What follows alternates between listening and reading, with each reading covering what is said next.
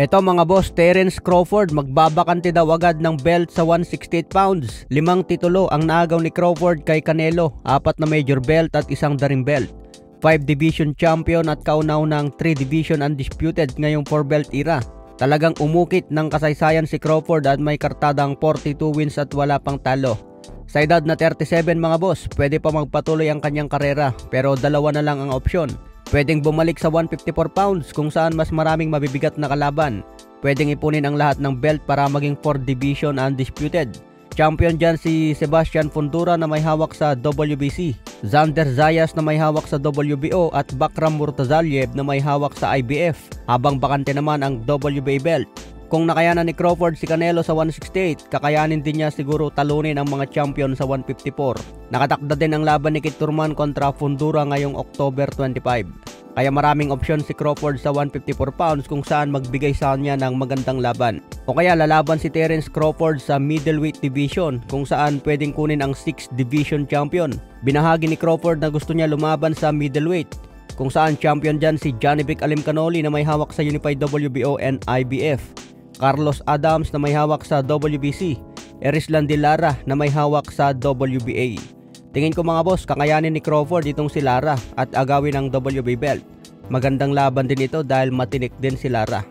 Samantala ayon naman kay Hamza Shiraz, ito ang tumalo kay Edgar Berlanga via knockout. Nakahanda raw siya lumaban kay Terence Crawford kung magdedepensa ito ng titulo. Dahil target raw ni Shiraz agawin ang belt sa 168 pounds. Pero duda si Shiraz mga boss kung manatili pa si Crawford sa 168. Kaya malamang ibabakante daw ni Crawford ang belt sa 168 kung ayaw niyang idepensahan. Dahil may mandatory challenger ang mga titulo, hindi pwedeng tumanggi sa hamon. Samantala nakuha naman agad ni Crawford ang number 1 pound for pound. Tulad ng sinabi natin mga boss, yan talagang mangyari dahil tinalo niya si King Canelo. Ito ang listahan ng top 10 pound for pound. Makikita mga boss na number 10 na si Canelo Alvarez. Muntik na gumising si Canelo na walang belt at laglag na sa listahan ng pound for pound. Buti na lang nakakapit pa sa dulo. Kung babalik si Canelo at matalo ulit, malamang mabura na ang pangalan niya sa pound for pound. Samantala ayon naman kay kamahalang Turki Al-Sheikh, sabi niya mayroon pa siyang 2 laban sa Riyadh season sa 2026. Inalok namin si Canelo na makipagtrabaho pa sa Riyadh season hanggang siya ay magretiro. Gusto kong magpasalamat ng special kay Canelo para sa regalo. Ibinigay niya sa akin ang mga gloves na ginamit sa laban at talagang pinahalagan ko ito. Ayan mga boss, abangan natin ang comeback fight ni Canelo kung sino ang itapat ni Turki. Samantala marami naman ang nagsasabi na mas lamang na raw si Crawford kumpara kay Manny Pacquiao. Pwedeng oo, mas higit na si Crawford mga boss, pero pwedeng hindi at pantay lang.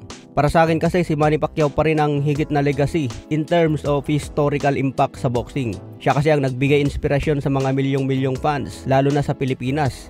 At ang kanyang makasaysayang istorya mga boss na galing sa mahirap hanggang maging legend. Malakas pa ang impact ni Manny Pacquiao sa history dahil nag-iisang 8th division champion at nagawa pa tumalo ng champion sa edad na 40. Si Crawford naman mas technical at undefeated. Kung record ang titignan, pwedeng nahigitan na niya si Manny Pacquiao dahil nagawa niya ang 3 division undisputed at tinalo pa si Canelo. May kanya-kanya silang naabot sa boxing at tingin ko parehas na silang greatest of all time mga boss.